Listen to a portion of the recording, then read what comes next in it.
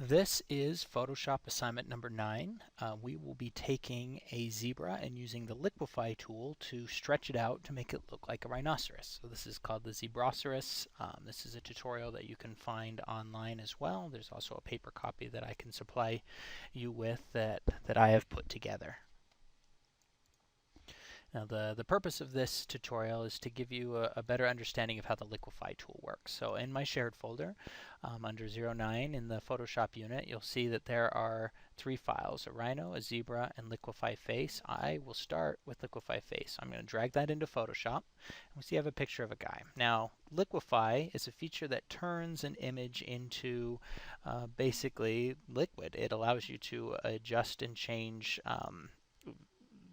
elements of the image, such as what we've talked about in the past with like stretching legs out, making a neck longer. All of those things are done with the Liquify tool. So under Filter, Liquify, you will see that a whole separate window opens up. Now I'm going to shrink this down so it fits in my screen. And in Liquify, you have a series of tools. Now, they're all brushes, so you can use your brackets to the right of the P to make them bigger or smaller. Your first one is called the Forward Warp tool. And the way that that works is, starting in the center is the strongest point of this tool. So as I drag this out, you can see that I can click and drag and actually pull his face to stretch it. Now the bigger your brush is, the more gradual the change is. So as you reach the edge of that circle there, it does it less and less. So if you want to make a change that looks more realistic, usually a bigger brush will make a difference here. And so we can take his face and stretch it out using this tool, and we just do it very gradually. If we do it too much, you're going to fade some make some things blurry and maybe make them not work as well as you want. You can also go the other way around and shrink it down. So let me show you. There is a Reconstruct tool just underneath over here on the top left-hand corner of your tool set. The second one will actually gradually bring you back to the original image. So as you can see here, it's undoing all of the work that I did and bringing it back, and it does it really slowly. There are some options to increase the size and pressure, and there's an advanced mode that has a lot of options. We're not really going to mess with most of those. We can just use these preset ones. Now each of these tools also has an alternate mode as well. Even with this one, I can just drag smaller if I want to make him look smaller.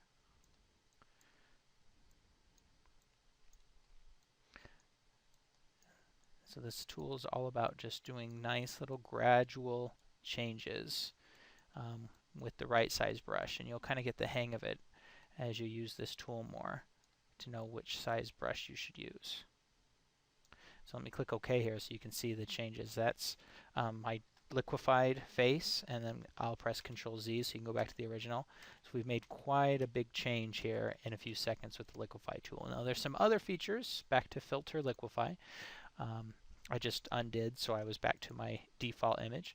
The third tool down here is the Twirl Clockwise tool. And if you click on that, you'll see that it'll take everything within that circle and twirl it clockwise. Now these tools, if you hold down the Alt key, you'll have the opposite thing happen. So if I want to make his teeth go counterclockwise, I hold down the Alt key, and now when I press, it's a counterclockwise twirl.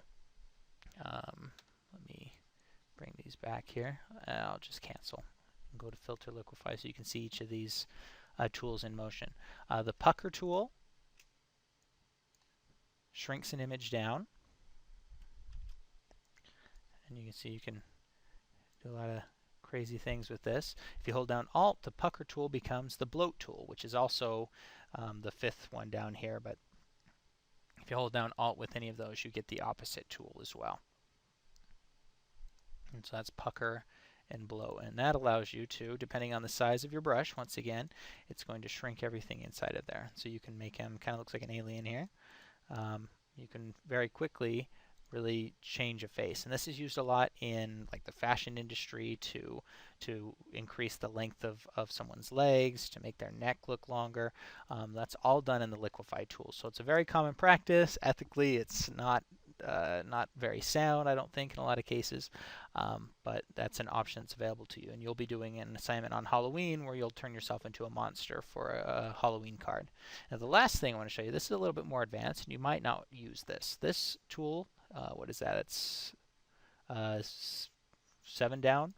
This is the freeze mask tool. And with the freeze mask, it doesn't actually make a change. All it does when you draw with this is color in a certain area, the area that's defined by your brush, in with a see-through red. This is a freeze mask. This means anywhere where it's red is not going to be affected by the other Liquify tool options. So let's say I want to make his whole face bloated, but I don't want his glasses or his eyes to be affected. So all I have to do is freeze mask the parts that I don't want to be changed. And now when I come to bloat, I'm going to do a really big one here. It's going to change everything except for the spots that I have kept in that freeze mask. It freezes them. And then I can click here, none on the options, and those eyes are still the same size. The one underneath it is the thaw mask that turns it off. So let's say, okay, here I originally thought, oh, I want to take care of the teeth here. So I freeze mask the teeth, but then I change my mind later. The freeze mask will also remove those. Or you can come over here to mask options on the right side and say none to mask all frozen areas. So just remember that freeze mask will prevent a change from happening. So as another example of that, let me come back here to Liquify. Let's say I don't want his mouth to change. I'll freeze his mouth. I'm doing it kind of quickly here. And any pixel that's been masked by that color will not be changed. So we'll do a pucker, or get a bigger brush by pushing my right bracket. And now when I none the mask, the frozen area remains the same.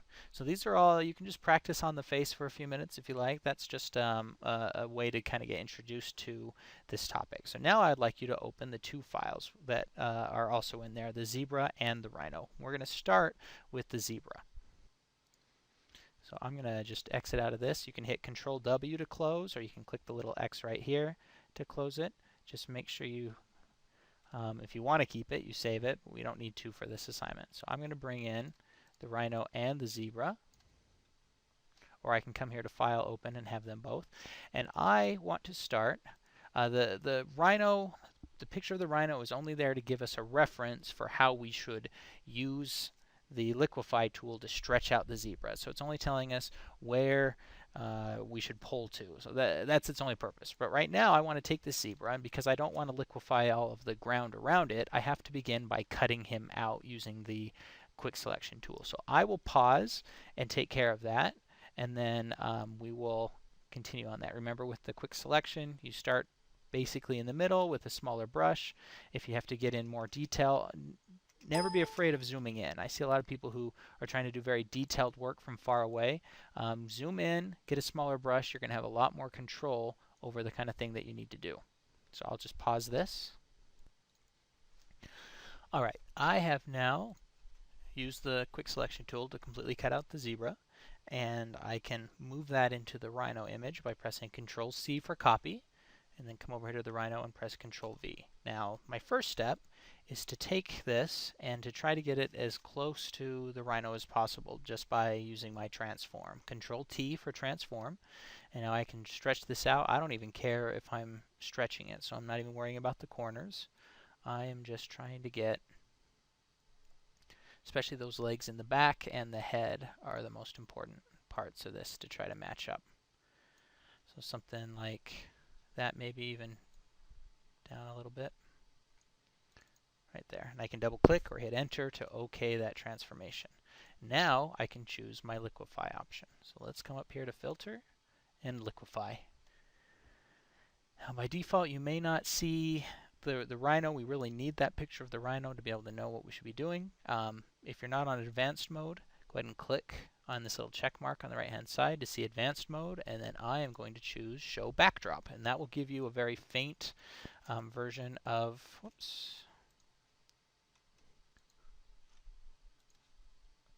that zebra or the rhino so that you can base that off of. Now it's just the same process as with the man's face. I'm going to take the zebra, and for the most part I think you'll be using the forward warp tool, which is your very top one.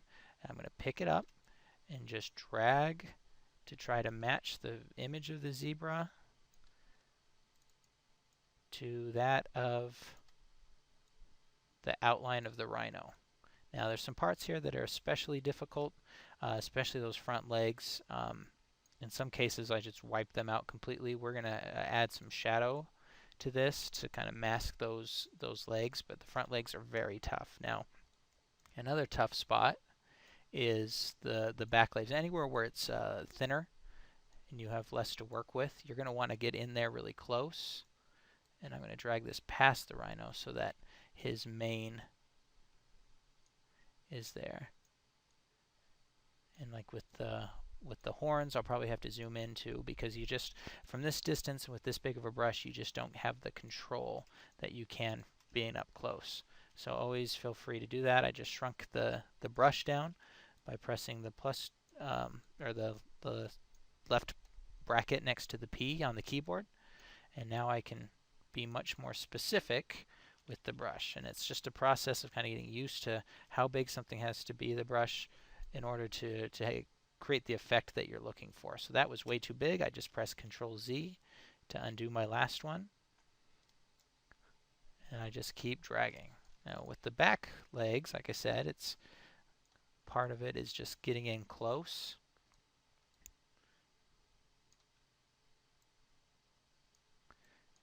and pulling these out. And if it isn't quite perfect, that's okay. You have some give there that you can, it'll still look pretty good even if you don't get it exact.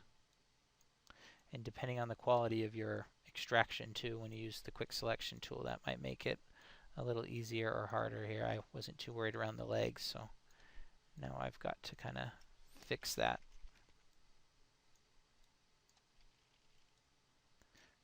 And with these front legs, like I said, this is very tough. What I usually have found out to do is just to get a fairly big brush and just move that leg completely, and then kind of just stretch it out until it looks like something resembling what I want. It's tough. It's not the best picture to base the rest of the.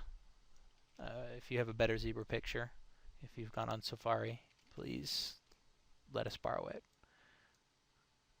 So I'm going to finish this up. I'll pause this video tutorial, and then I'll try to get these legs as close as I can here. And I'm going to make these legs mostly in shadow. So if they're stretching weird and there's a lot of other stuff happening, that's not a big deal. So when I press OK now, what you should see is your zebra. And I can click the eyeball on the background layer so you can just see the zebra. He should be expanded to fit that range. And the more time you spend on this, the better it's going to look. And the last part of this is to throw in a little shadow. So the zebra did not have the same lighting attached to it that the rhino picture did. They're just different times of day, so it's not quite right. If I look back at the original rhino, you can see that there's a lot of shadow underneath. So the sun must have been really high up in the sky. It was midday.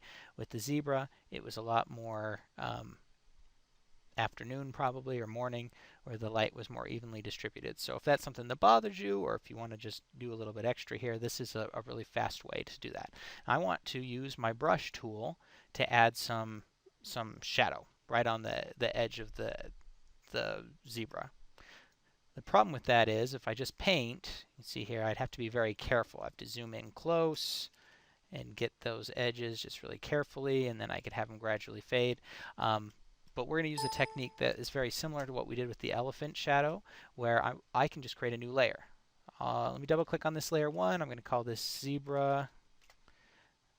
Down here at the bottom, that paper with the edge pulled up is always new in Photoshop, and depending on where it is, it gives you a new whatever. This is in the Layers tab, so it's going to give me a new layer. So that layer 1, right now, if I draw on top of it, it's still just anywhere that I draw. But if I hold down the Alt key and click between those two layers, I force layer 1 to be indented and a part of zebra. Now, anywhere I draw on layer 1 will only show up if it's also on the zebra layer. So if I paint down here, you can see that nothing is showing up. But as soon as I cross over into the zebra, even though I'm on layer 1, The only parts it shows up on are the zebras. So I can go ahead and go like crazy with this shadow here.